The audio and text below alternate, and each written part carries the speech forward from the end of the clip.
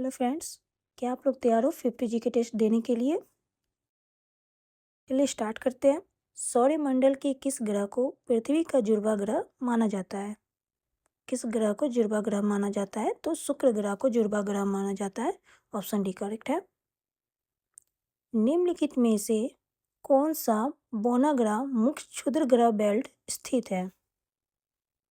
कौन सा? तो याद रखिए सेरेस है। ऑप्शन सी करेक्ट हो जाएंगे। आगे बढ़ते हैं, अगले प्रश्न पे आते हैं। निम्नलिखित में से किस खगोलीय पिंड में चारोन नामक एक प्राकृतिक उपग्रह है? किस खगोलीय पिंड में चारोन नामक एक प्राकृतिक उपग्रह है? तो याद रखिए प्लूटो है। ऑप्शन सी करेक्ट हो जाएंगे। आगे बढ़ते हैं। भारतीय जनता पार्टी का मुख्यालय कहाँ है? कहाँ स्थित है भारतीय जनता पार्टी का मुख्यालय? तो याद रखिए नई दिल्ली में है। ऑप्शन ए करेक्ट हो जाएंगे। आगे बढ़ते हैं, अगले प्रश्न पे आते हैं।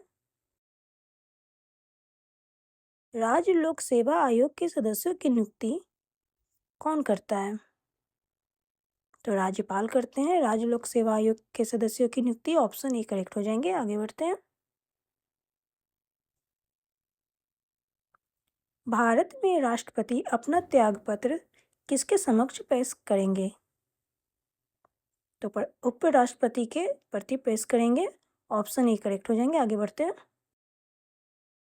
संविधान की किस अनुसूची में क्षेत्रीय 22 भाषाएं सम्मिलित की गई है? किस अनुसूची में की गई है? तो 8वीं अनुसूची में की गई है। ऑप्शन डी करेक्ट हो जाएंगे। आगे बढ़ते हैं। अंतर्राष्ट्रीय मुद्रा कोष का मुख्यालय कहाँ पर है? तो यह वाशिंगटन में है। ऑप्शन सी करेक्ट हो जाएंगे। आगे बढ़ते हैं। संविधान सभा का प्रथम अधिवेशन कहाँ हुआ था? कहाँ हुआ था? तो दिल्ली में हुआ था संविधान सभा का प्रथम अधिवेशन। ऑप्शन बी करेक्ट हो जाएंगे। आगे बढ़ते हैं।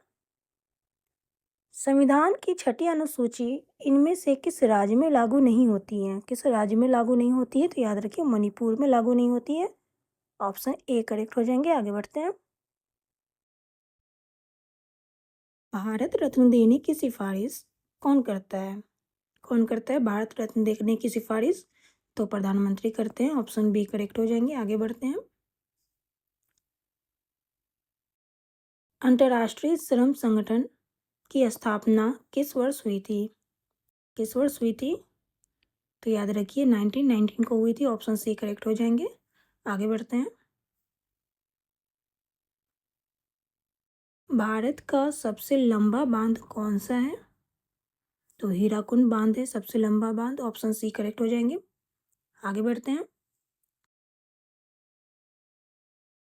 भारत का प्रथम महिला विश्वविद्यालय कहाँ स्थापित हुआ था? तो मुंबई में हुआ था भारत का प्रथम महिला विश्वविद्यालय। ऑप्शन डी करेक्ट हो जाएंगे। आगे बढ़ते हैं। भारत का अंतिम मुस्लिम शासक कौन था? तो बहादुर शाह जफर था भारत का अंतिम मुस्लिम शासक। ऑप्शन बी करेक्ट हो जाएंगे। आगे बढ़ते हैं। अंग्रेजों के किस कानून को काला कानून कहा गया था? किस कानून को काला कानून कहा गया था? तो रोलेट एक्ट को काला कानून कहा गया था। ऑप्शन ए करेक्ट हो जाएंगे। आगे बढ़ते हैं। केदारनाथ मंदिर का निर्माण किसने किया? तो पांडवों ने किया था केदारनाथ मंदिर का निर्माण। ऑप्शन बी करेक्ट हो जाएंगे। आगे बढ़ते हैं। निम्न में से काली मिट्टी में उगाई जाने वाली फसल कौन है? कौन सी है? तो गेहूं में काली मिट्टी में उगाई जाने वाली फसल। पौधों की वृद्धि के लिए कौन सी मिट्टी सर्वोत्तम मानी जाती है? तो दोमट मिट्टी सर्वोत्तम मानी जाती है पौधों की वृद्धि के लिए। ऑप्शन सी करेक्ट हो जाएंगे। आगे बढ़ते हैं। भारत में कौन सी नदी उल्टी बहती है? नर्मदा नदी उल्टी बहती है। ऑप्शन सी करेक्ट हो जाएंगे। आगे बढ़ते हैं। विवाह के समय गांधी जी की उम्र क्या थी? तो 13 वर्ष थी विवाह के समय गांधी जी की उम्र। आगे बढ़ते हैं। पृथ्वी की विषुवतीय त्रिज्या लगभग कितनी है? 6400 किलोमीटर है। ऑप्शन सी करेक्ट हो जाएंगे। आगे बढ़ते हैं। थार मरुस्थल की वनस्पति में होती है? क्या होती है थार मरुस्थल की वनस्पति में? तो जेरोफाइट्स होती है। ऑप्शन ए करेक्ट हो जाएंगे। आगे बढ़ते हैं। किसे भारत का उद्यान शहर कहा जाता है? किसे भारत का उद्यान शहर कहा जाता है? तो याद रखिए बेंगलोर को कहा जाता है। ऑप्शन सी करेक्ट हो जाएंगे। आगे बढ़ते हैं। निम्नलिखित में से कौन सा भारत की सीमा को छूता है? तो उपरोक्त सभी इनमें से भारत की सीमा को छूता है। आगे बढ़ते हैं। निम्नलिखित में से कौन सी नदी मीठे पानी का डॉल्फिन का घर है? तो याद रखिए गंगा है। ऑप्शन सी करेक्ट हो जाएंगे। आगे बढ़ते हैं। कुन्नूर हिल स्टेशन भारत के निम्नलिखित में से किस राज्य में स्थित है? तो यह तमिलनाडु में स्थित है। ऑप्शन सी करेक्ट हो जाएंगे। आगे बढ़ते हैं। निम्नलिखित में से कौन सा राज्य नर्मदा बेसिन का हिस्सा नहीं है? तो राजस्थान है। नर्मदा बेसिन का हिस्सा नहीं है। ऑप्शन डी करेक्ट हो जाएंगे। आगे बढ़ते हैं। भारत का राष्ट्रपति का चुनाव कैसे होता है? कैसे होता है भारत का राष्ट्रपति का चुनाव? अप्रत्यक्ष चुनाव होता है। ऑप्शन डी करेक्ट हो जाएंगे। आगे बढ़ते हैं। गुप्त समाज की स्थापना किसने की थी? गुप्त समाज की स्थापना किसने की थी? तो चंद्रगुप्त ने की थी। ऑप्शन बी करेक्ट हो जाएंगे। आगे बढ़ते हैं। अगले प्रश्न पे आते हैं। महात्मा गांधी किस वर्ष दक्षिण अफ्रीका से भारत लौटे थे? तो 1915 में दक्षिण अफ्रीका से भारत लौटे थे। ऑप्शन सी करेक्ट हो जाएंगे। आगे बढ़ते हैं। सहायक संधि का सिद्धांत निम्नलिखित में से किस गवर्नर जनरल से संबंधित है? किससे संबंधित है? तो लॉर्ड वेलेजली से संबंधित है। ऑप्शन डी करेक्ट हो जाएंगे। आगे बढ़ते हैं।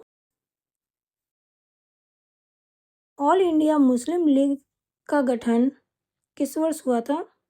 तो 1906 ईस्वी में हुआ था ऑल इंडिया मुस्लिम लीग का गठन। ऑप्शन डी करेक्ट हो जाएंगे। आगे बढ़ते हैं। उपनिषद शब्द में उप शब्द का क्या मतलब उप शब्द क्या दर्शाता है? तो निकटता दर्शाता है। ऑप्शन ए करेक्ट हो जाएंगे। आगे बढ़ते हैं। धोलावीरा किस राज्य में स्थित है? तो यह स्थित है गुजरात में। ऑप्शन ए करेक्ट हो जाएंगे। आगे बढ़ते हैं। अगले प्रश्न पे आते हैं। राष्ट्रकूट राजवंश की स्थापना किसने की? दंती दुर्ग ने की थी राष्ट्रकूट राजवंश की स्थापना। ऑप्शन ए करेक्ट हो जाएंगे। आगे बढ़ते हैं। सिपाही विद्रोह किस वर्ष हुआ था? तो 1857 ईस्वी में हुआ था सिपाही विद्रोह। ऑप्शन सी करेक्ट हो जाएंगे। आगे बढ़ते हैं। निम्न में से कौन सा गीत मोहम्मद इकबाल ने लिखा है? इनमें से कौन सा गीत मोहम्मद इकबाल ने लिखा है? तो सारे जहां से अच्छा मोहम्मद इकबाल ने लिखा है। ऑप्शन ए करेक्ट हो जाएंगे। मुस्लिम लीग की स्थापना कहाँ हुई थी? तो मुस्लिम लीग की स्थापना हुई थी ढाका में। ऑप्शन सी करेक्ट हो जाएंगे। आगे बढ़ते हैं। अगले प्रश्न पे आते हैं। भारत में आपातकाल की घोषणा किस वर्ष हुई थी?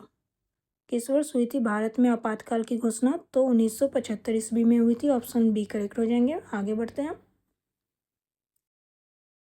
टीपू सुल्तान ने अंग्रेजों के साथ युद्ध करते हुए कब वीरगति प्राप्त की? 1799 को टीपू सुल्तान ने वीरगति प्राप्त की थी। 1799। ऑप्शन सी करेक्ट है। पंजाब का टाइगर किस पंजाबी कवि को कहते हैं? किस पंजाबी कवि को कहते हैं पंजाब का टाइगर? तो पूरन सिंह को कहते हैं। ऑप्शन डी करेक्ट हो जाएंगे। आगे बढ़ते हैं। अगले प्रश्न पे आते हैं। भारत एवं पाकिस्तान को विभाजित करने वाली रेखा कहलाती है? क्या कहलाती है भारत एवं पाकिस्तान को विभाजित करने वाली रेखा? तो रेड क्लिफ रेखा कहलाती है। ऑप्शन ए करेक्ट हो जाएंगे। आगे बढ़ते हैं। भारत का पूर्वी समुद्री तट किस नाम से जाना जाता है? तो कोरोमंडल के तट के नाम से जाना जाता है भारत का पूर्वी समुद्री तट। ऑप्शन डी करेक्ट हो जाएंगे। आगे बढ़ते हैं। भारत की उत्तरी सीमा पर स्थित पर्वत है, कौन सा है? भारत की उत्तरी सीमा पर कौन सा पर्वत स्थित है? तो हिमालय स्थित है, ऑप्शन बी करेक्ट हो जाएंगे। आगे बढ़ते हैं। निम्नलिखित में से कौन सा सबसे पुराना स्मारक है? कौन सा सबसे पुराना स्मारक है? तो अजंता की गुफाएं सबसे पुराना स्मारक है, ऑप्शन सी करेक्ट हो जाएंगे। आगे बढ़ते हैं। पानीपत की तीसरी लड़ाई कब हुई थी? पानीपत की तीसरी लड़ाई तो 1761 ईस्वी में हुई थी, ऑप्शन बी करेक्ट हो जाएंगे। आगे बढ़ते हैं, अगले प्रश्न पे आते हैं। मुगल साम्राज्य की नींव किस लड़ाई के बाद मानी जाती है? किस लड़ाई के बाद मुगल साम्राज्य की नींव हुई थी? मुगल साम्राज्य की स्थापना हुई थी तो पानीपत की प्रथम लड़ाई के बाद हुई थी, ऑप्शन ए करेक्ट हो जाएंगे। आगे बढ़ते हैं। प्लासी का युद्ध कब लड़ा गया था? तो प्लासी का युद्ध लड़ा गया था 23 जून 1757 ईस्वी में, ऑप्शन ए करेक्ट हो जाएंगे। आगे बढ़ते हैं। वियना सम्मेलन कब हुआ था? वियना सम्मेलन कब हुआ था? तो यह हुआ था 1815 ईस्वी में, ऑप्शन सी करेक्ट हो जाएंगे। ओके।